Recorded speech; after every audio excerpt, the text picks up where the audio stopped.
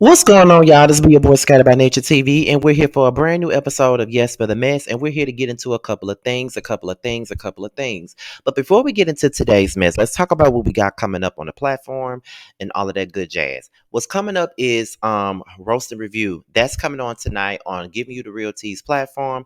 Be on the lookout for that. I think it's at 8:15 Eastern, I want to say 8:15 Eastern. I think that's the time. And the person that we'll be having as a guest is Marceau and Maurice Scott's brother, Mark Scott. He'll be on the show tonight. So be sure to tune in. It will be on Giving You the Real Teas platform. Make sure y'all tune in, show your support for us.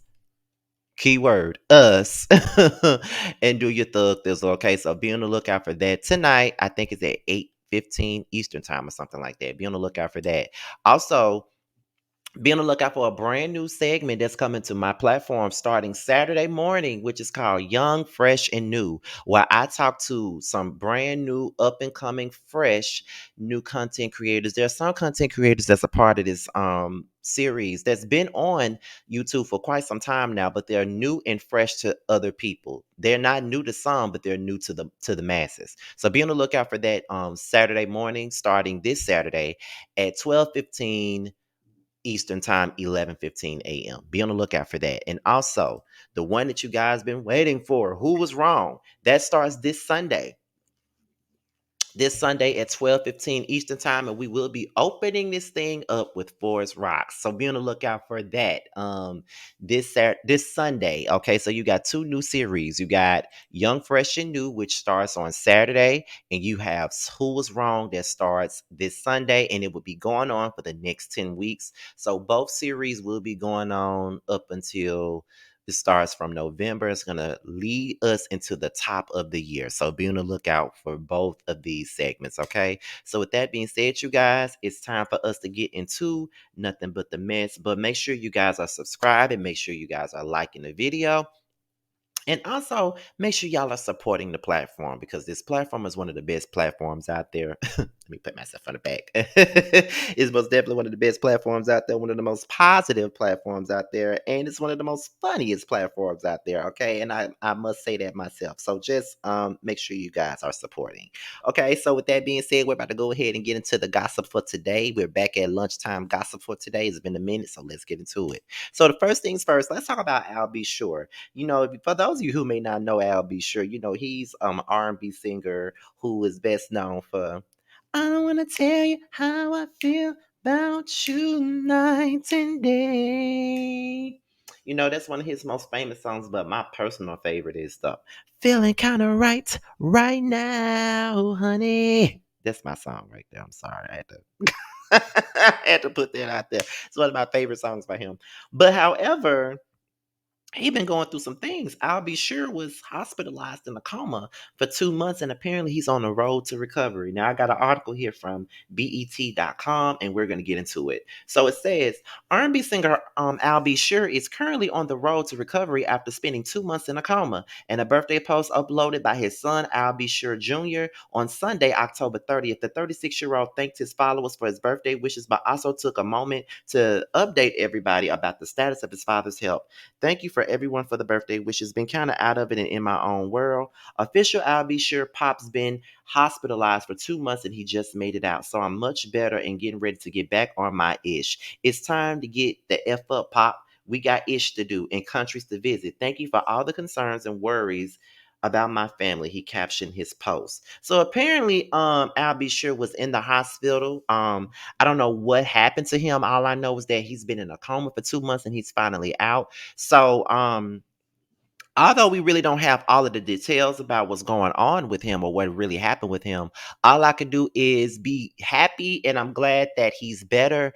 And shouts out to his son for informing us because, we've been losing a lot of people as of late. I mean, we already lost Takeoff and then, we've lost a lot of our black excellence over the last year or so, and it's very disheartening. So shout outs to Al B. Sure and his family. I'm glad that he's doing better, but I do want to know what happened to him. Like, why was he in a coma? What went down with him? What, like, was he sick? What really went down with Al B. Sure? That's the thing that I want to know. So hopefully, we find out more information about it. But being that, the family pretty much kept it to themselves for all this time, we'll probably never know about it, and they probably don't want it to be public anyway. So my thoughts and prayers are completely out to Al B. Sure and his family. And I am glad that he's out and now he's on the road to recover. And I hope he has a speedy recovery and he's able to do what he loves and go back on that road and do shows. Because I don't care what nobody say. Even though he may not have a record out of anything right now, I'm pretty sure that he still tours. And I'm pretty sure that people still come out and see him when he comes out there to perform. And I know he can still sing. Okay. So most definitely shout outs to Al B. Sure and his family. Next up is Nipsey Hussle. Now, as you guys already know, it's been a lot going on, and now Nipsey Hussle's family is locked in a custody battle with the rapper's ex over his 13-year-old daughter. And I got this article here from hiphopdx.com. So let's get into it. So Nipsey Hussle's brother is reportedly still fighting over custody of the late rapper's daughter, Imani. According to Radar Online, his brother Sam has filed a third status report as a part of Nipsey's probate case. Sam explained that the only delay in closing the case it involves his ex, Tanisha Foster. He said guardianship of his 13-year-old Imani is still pending after his family went to court and obtained guardianship of Nipsey Hussle's daughter in 2019, accusing Foster of not being a fit parent. Nipsey's family argued that Foster wouldn't provide a stable home. The rapper's sister, Samantha Smith, and brother were ultimately appointed guardians. Early on in 2022, Tanisha Foster filed legal documents for full custody of her daughter. She claimed that she only agreed to the arrangement due to her own financial limitations and her desire to maintain the standard of living and family contact the minor had experienced with the paternal family prior to her father's death, and upon the verbal assurances that each of them would act in the best interest of Imani. But after agreeing with the deal, she claimed that Nipsey's family started using their financial position and influence to disregard their priorities by controlling the desires of Imani and Tanisha by withholding financial assistance and reducing visitation. Foster asked the court for custody and for a neutral experience financial planner to be hired to manage Imani's inheritance. Imani is one of the two beneficiaries of Nipsey's estate set to receive $2 million each. The other is his son Cross, whose mother is Lauren London.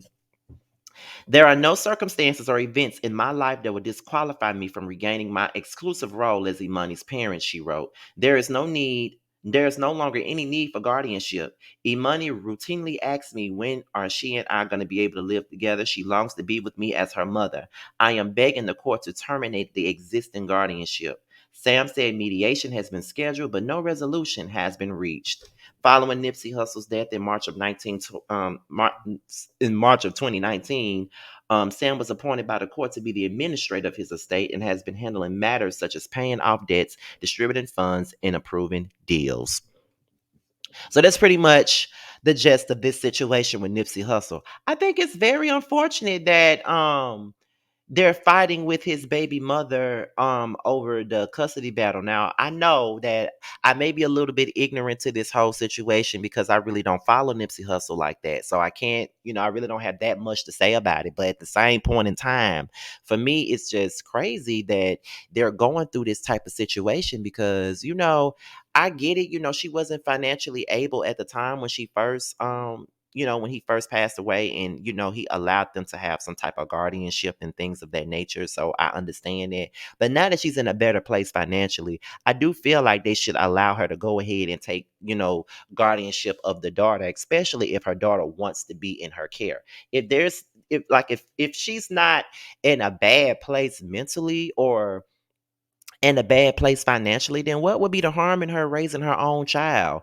Sometimes when people are deceased and the children and stuff like that is involved, people tend to overstep their bounds just a tad bit and do a little bit too much, more than what they need to. So hopefully they come to some type of sound agreement, because I don't want any mother to be separated from their child. You know what I'm saying? Like, I understand that she took the responsibility to just allow them to raise her, while she got herself on her feet, because they are her family. They are Nipsey's family. So, of course, they're going to want to see the best and do the best for the child. So now that she's in a better place and the child wants to be in that better place with her mother, why not allow that to happen? Y'all ain't doing nothing but hurting the child by keeping a child away from their mama. You feel what I'm saying? But and like she said, there are no circumstances or events in her life that would disqualify her from regaining her exclusive role as Imani's parent. And from the way that it sounds to me, I don't think that she's trying to keep the child away from Nipsey's family at all. She just wants to have full custody of her child. And why shouldn't she have full custody of her child? If there's nothing wrong with her, if she's mentally straight, financially straight, I don't see what would be the big deal. So I need to have more information on this before I really continue on with it. But we need to figure out what's really going on and why they're trying to keep, the child away from Tamika. Like, period. So we're gonna move on to the next story, and that is Mr. Terrell Owens, you guys. So Terrell Owens, um, was involved in a whole misdemeanor with this Karen, and the Karen that was involved in the incident with Terrell Owens is charged with a misdemeanor. I'm sorry. So this basically comes from yahoo.com. So we're going to go ahead and get into it, you guys. So in the current media climate that we are living in, it's becoming harder and harder to be a Karen without a camera pointing directly in your face. As a result, the consequences that the Karens have avoided for so many years are now being brought to light. In August, NFL Hall of Famer Terrell Owens shared an 11-minute video to Instagram where he documented an interaction between local police and his Karen neighbor who called them. Let me see if I can find that on YouTube somewhere, because I'm pretty sure it's somewhere on YouTube. So let me see if I can find it. Give me 1 second. Is this it right here? Okay, I found it. So what I'm gonna do, I'm just gonna play it on my Bluetooth speaker so you guys can hear it, and then we're gonna continue on with the story, y'all. So let's get into it, honey. Let's get into it, y'all. Telling me to slow down. I said, what do you mean slow down? I said, yo, I'm just going to the mailbox. Then she goes, get the fuck out the middle of the road.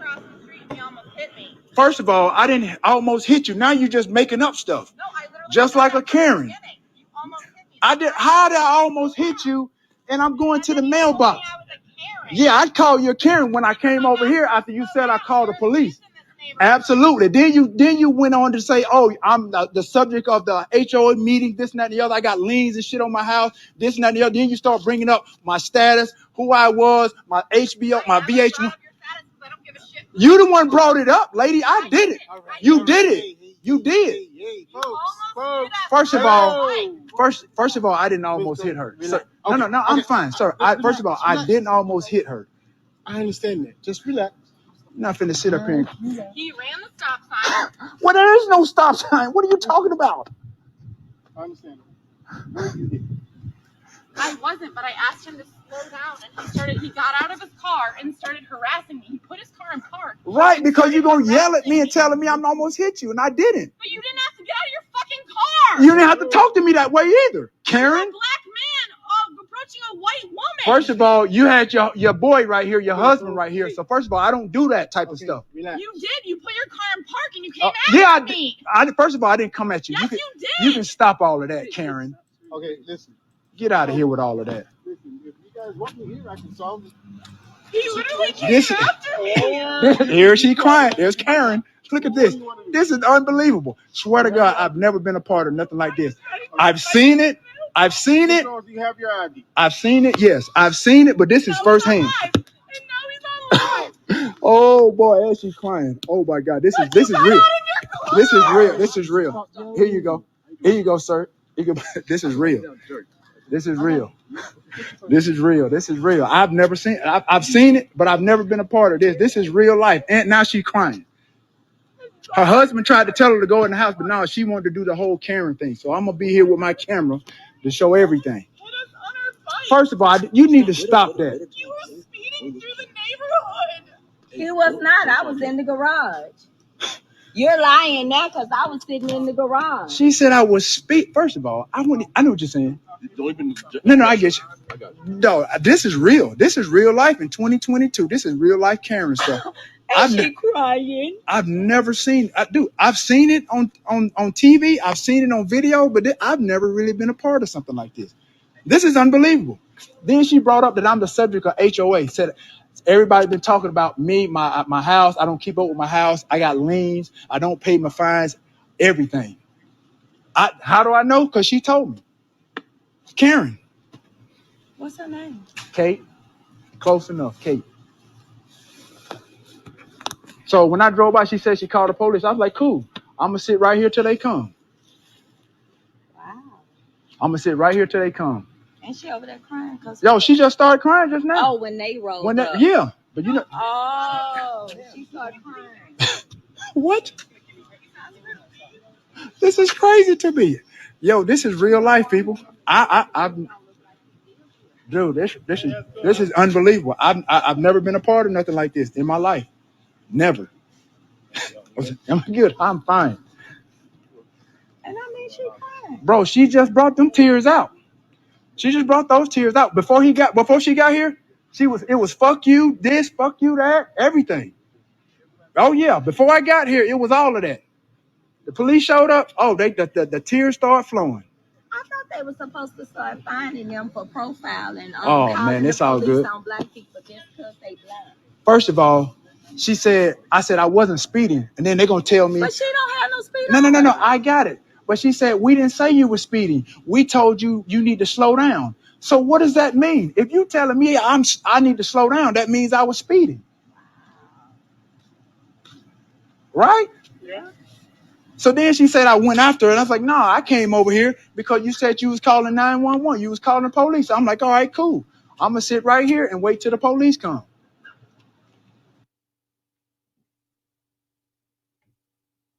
Okay, so I've never seen that before. So what I'm gonna say is, okay, that was a lot. That was very disturbing. Not on his part, but on the Karen's part. That was very disturbing. So the incident allegedly started after Owens was seen driving to his mailbox in his Florida neighborhood, but his Karen neighbor said he was driving too fast down the street.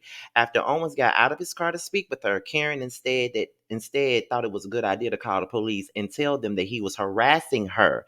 In the video, she can be heard saying, "You're a black man approaching a white woman," which is what you just heard in the video. Well, it's looking like that faithful call to the police is backfiring. On Thursday, Karen, identified as Caitlin Davis, was charged with the misdemeanor count following filing a false report in Broward County, Florida, where the confrontation occurred, according to court records. Okay, let's see. And more news from News Nation. In probable cause affidavit, the responding officer said Owens denied the allegations, and he said that he couldn't have been speeding because he was traveling a short distance to the mailbox. The report states that there was no physical contact between the pair and that David had no witnesses or video to support her allegations. Okay, that's the first thing. Hold on, y'all.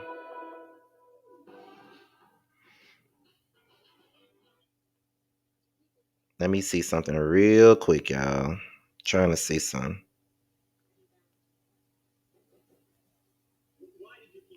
Okay, so Terrell Owens did an interview with TMZ Sports actually talking about the incident, and this is what he had to say during the interview. Let's check that out. Why were you cognizant making sure, hey, I don't get too excited here? Well, man, honestly, like I said, I mean, just with the statement that she said, in the video, just saying I'm a black man approaching a white woman. Again, like I said, if the wrong type of cops would have come out, and it, like I said, they got the wrong type of information. And you saw the video, she started crying. You never know how that situation could have turned. And so for me, I was very aware of the situation. Like I said, the world got to see what a lot of us black people have been sharing with America for so many years with what happened with George Floyd. It took a camera and almost 9 minutes for people to witness and see what I experienced, in the other night. It took them to experience that, to experience what I've been going through. I've done it, I've been in certain situations like that before, and what we as a Black community have been experiencing for many, many years. So I said that because that situation could have gone left. Bro, we could be talking, or I wouldn't even be here talking if that situation would have gone so bad. Bro, I could have died, to be quite honest, because there's been a number of situations, and countless Black men and people have been in this situation, and they didn't live to tell their truth. You think about the Emmett Till situation years ago. I always heard about the Emmett Till situation, but once I posted the video and I kept seeing the comments of Emmett Till, this is similar. I researched it, and I'm like, man, I was blown away because I didn't know the details of how he died.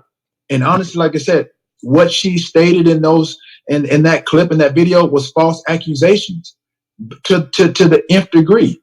And I took it to heart. And I say that because honestly, man, the roles could have been reversed, and I could have died, bro. I mean, I could have died, and the storyline would be totally different. Let me hit you with one more before you go. As far as your petition, what do you think is appropriate here? Talking punishment. What would you like to see happen to the woman? I think there should be some consequences to her actions.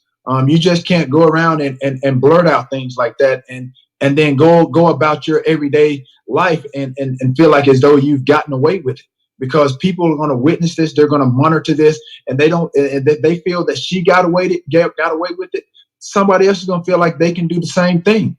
But me, like I said, in the beginning, it was lighthearted. I didn't really, I wasn't going to do anything. But then I had to step back, and I had some friends to talk to me. I was like, man, this really is a serious matter. They had to bring it to my attention. Like, T, what if you weren't you? What if it was some aggressive cops or whatever that came in and listened to what she said with her statement, and they came toward me, and me knowing that I'm innocent in this situation, I'm going to resist, because they're taking her side versus my side. That situation could have turned all bad. Terrell, thank you so much for coming on and telling the story. Obviously, absolutely. Something that is incredibly important, and we appreciate your time so much. Yeah, absolutely, man. And so, I'm hoping, the DA or, the people are here in Florida. They're monitoring what is transpired. I know Ashley Moody. I think she's the Republican, the DA here, or of some status here. I'm hoping that maybe she can get on this and see what can be done. Because like I said, man, this could have turned really, really bad. And like I said, this could have been a situation where you guys may not have been talking to me live here today, but been talking about me in another way, in another manner. Okay, so that was his interview with TMZ Sports. As the Root previously reported, it's getting harder and harder to be a Karen in America. If white women want to continue calling the police on the basis of race or any other trait that can be deemed discriminatory, go right on ahead. You'll just be arrested or you'll lose your job for it. And with that being said, that's the way the article closed out. So with that being said, I definitely agree with all of that stuff. We can't keep on playing with people's lives and stuff and using your racial situations as a way to get your way. That's just not what you can do. And I just think that, it's a good thing that he brought up the Emmett Till situation, because Emmett Till was taken away from all of us and taken away from his family for no apparent reason. So that's a very good way to put it. And I do think that at this point, people got to learn to stop lying and trying to use their white privilege as a means to get away with things. So shout out to Terrell Owens for that. Next up is Blac Chyna. Now, Blac Chyna was in the news for assaulting somebody, and apparently she is clear of criminal charges for kicking her friend in the stomach. Now, I got this one from JasmineBrand.com. So we're going to go ahead and get into it real quick, okay? So Blac Chyna, whose real name is Angela Renee White, has been able to put at least one of the cases against her to rest. Radar Online reports that the radio not radio, reality TV personality and entrepreneur, has been exonerated of all charges in the case involving a friend who claimed she kicked her in the stomach after losing to Rob Kardashian and his family in court. According to a representative from the LAPD, the case is no longer being investigated by detectives. Sequoia King claimed that in May of this year, she and Blac Chyna were out having some fun with some friends in downtown LA when the alleged incident took place. The ex-girlfriend of Rob Kardashian apparently became infuriated when she believed she was being recorded, prompting her to grab Sequoia's phone and toss it to the floor. Blac Chyna also allegedly kicked the victim in the stomach and threw her on the ground. Days after the alleged assault, Sequoia King said she charged towards me, kicks me right in my stomach, and I stumbled back and I got knocked down. Chyna can allegedly be heard denying the accusations in video footage obtained by TMZ. She and her friends left the scene before the police arrived. Days before the alleged incident, Chyna lost a multi-million-dollar legal battle to Kim, Khloe Kardashian, and Kylie Kardashian. She accused them of fabricating evidence that led to the canceling of her reality show, Rob, in China. The family refuted the claims and said that China's inappropriate connection with Rob was actually to blame, which the jury apparently believed because they sided with the Kardashians. The victory comes as China is currently at the center of sex trafficking allegations, as well made by Ava Louise, who shared details of the ordeal via TikTok. Despite the recent cease and desist letter that she received from the reality star, Ava Louise, who's accusing China of holding her against her will, is sticking to her story. The influencer's attorney said that their client called the FBI sex trafficking hotline within hours of the alleged encounter, resulting in a formal report being filed by the government. According to Ava Louise, Blac Chyna held me hostage, and I'm pretty sure she was trying to sex traffic me. Ava Louise continued and shared that she was invited to Chyna's house when she arrived around 4 a.m. and she was forced to sign an NDA unlike any other. Allegedly, she was required to put key identifying features about her physical look, including her eye color, hair color, and height on the legal document. Following the signing of the NDA, things turned sour when and Chyna allegedly said, "All the things you read about me kidnapping people are true." Chyna and her attorneys continue to deny all false and defamatory statements. That's pretty much it for this. And all I can say is I don't know what to really make out of this. Like she kicked somebody in the stomach and she got cleared for that. Like how you kick somebody and how you assault somebody and you get cleared for it. I don't know how the fuck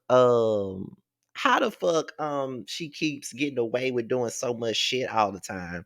And I don't understand why Blac Chyna is so popular. Like why is she popular and why does she have a platform? You know what I mean? That's the thing that I'm trying to figure out. And girl, it's always some scandal around this girl. Like that's the only thing that I can really say about it cuz girl, and she was really mad because she lost that lawsuit against the Kardashians. That's really all that was. And because you lost the lawsuit, you think that it's okay for you to kick somebody in their damn stomach. Girl, if you don't go to hell and get a life, but you know that it is what it is. So that's pretty much all that I got on Blac Chyna. And we're gonna move on to the next story, and that is Dwyane Wade, okay? Now, Dwyane Wade has been in the blogs a lot ever since Zaya Wade came out as being, a transgendered female or whatnot. And he's been getting criticized left or right. And people have been wondering where is the mother of Zaya Wade at? Well, now we're about to hear from the mom. According to page 6, Dwyane Wade is accused of pressuring the trans daughter to change gender for money. So this is what the page 6 article says. Now, Dwyane Wade's ex-wife is reportedly accusing the former NBA star of exploiting their trans daughter Zaya's gender identity for his own financial gain. Savon Funches Wade objected to her ex-husband's petition to legally change the 15-year-old's name due to multiple factors outlined in the court documents obtained by the blast. The author, who was 41, alleges that Wade, who is 40, is positioned to profit from the minor child's name and gender change with various companies through contacts and marketing opportunities, including but not limited to deals with Disney. She adds, I have concerns that Wade may be pressuring our child to move forward with the name and gender change in order to capitalize on the financial opportunities that he has received from companies. Funches Wade claims that during an April 2020 April 2022 meeting with Wade in Atlanta, the former ball player told her that a lot of money has already been made in relation to Zaya's name and gender issue. Wade told me that he intended to make our child very famous due to the name and gender issue, and also informed me that there would be endorsements and contracts associated therewith. The public speaker further alleges during the report.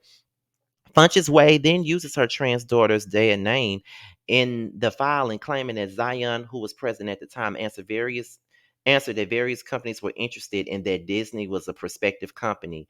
Wade's ex-wife also alleges in the objection obtained by the outlet because Zaya's transition has been highly publicized, there will likely be media pressure on the minor child. She says that she says that Zaya makes this decision for herself when she's at the age of the majority in 2.5 years.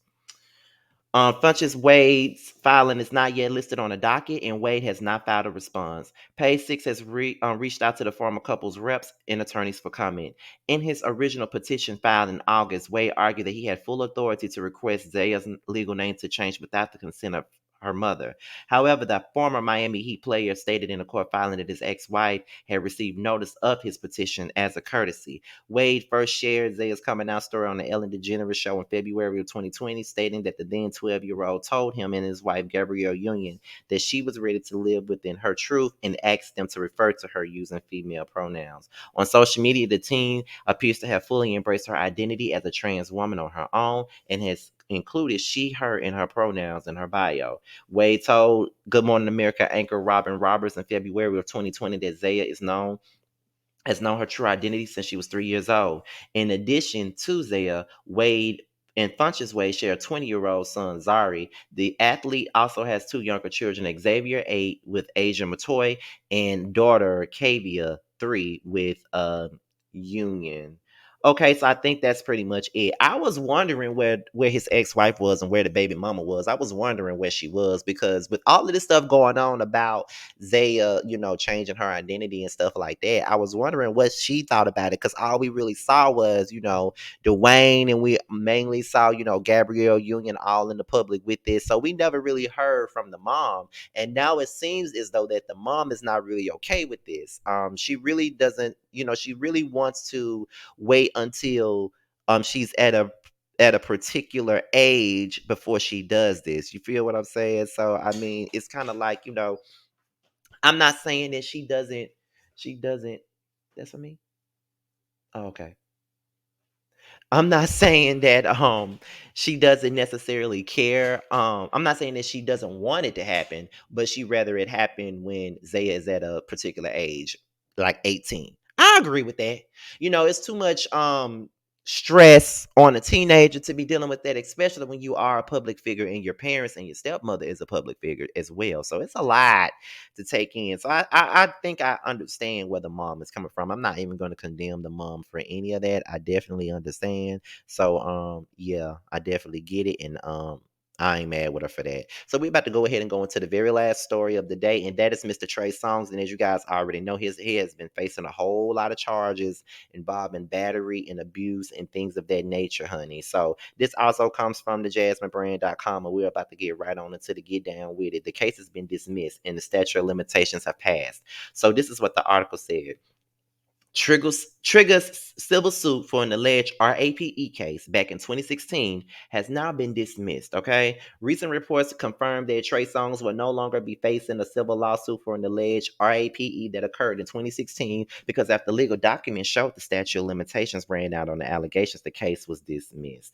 On Monday, October the 31st, Trey Songz was free of the civil suit after his attorney strongly argued that the statute of limitations expired way before the woman, who was being referred to as Jane Doe, filed her complaint against the singer. As previously reported, Jane Doe filed a lawsuit earlier this year alleging that she had a consensual relationship with Trey, born Tremaine Neverson, on March the 24th, 2016. However, according to the alleged victim, the Can't Be Friends singer immediately turned into a savage, RAPIST. Jane Doe claims that the 37-year-old took control of her and anally RAPE'd her after begging him to stop. The statute of limitations in California is currently 10 years, but it wasn't made official until 2019. Prior to that, 3 years, it was 3 years, but Jane Doe filed 6 years after the alleged incident. The woman was initially suing Trey Songz for $20 million in damages. So that was pretty much the gist of that. Now we see that the whole trial and the whole case has been dismissed due to the statute of limitations. But what I will say is, just because the case has been dismissed because of that, it does not mean that he did not do it. I still feel like he did it. I don't think that that lady was lying. When it comes down to, cases like this, a lot of people side out of people that file these lawsuits and these cases because of the long time that they waited. And sometimes people wait for a long time for their own reasons. So I do think that I do have a feeling that he did do something to that lady. I'm not going to sit up here and say that she's completely lying about it. That's just me being honest. So with that being said, you guys, that's pretty much it for Yes for the Mess today. Be sure to like, rate, comment, subscribe, and share this video. And also be sure to click on the notification bell so you can be notified whenever a video drops. Also, if you want to follow me on any form of social media, my Twitter, my Instagram, and my TikTok will be down below. And if you want me to follow you back on any form of social media, follow you back on Instagram, all you gotta do is hit me up in the DMs with the hashtag message Scotty Gang, and I would definitely follow you back. With that being said, you guys, I have more content to come later on, and I'll see you then. Bye. What's up, guys? It's your boy Tremel. I just wanted to say that I have a new project that's out. It's called Mixed Feelings. It's on all streaming platforms. I would hope that you would go and check it out. It's a really good feel of an album. It's got everything you need and more. It's got R&B, it's got a little bit of pop, it's got a little bit of hip hop. It's everything that you need and more. It's out all streaming platforms, like I said. Please check me out, and you can also follow me at IAM_Tremel. That's IAM_TRAMEL. Check me out. I hope to hear from you.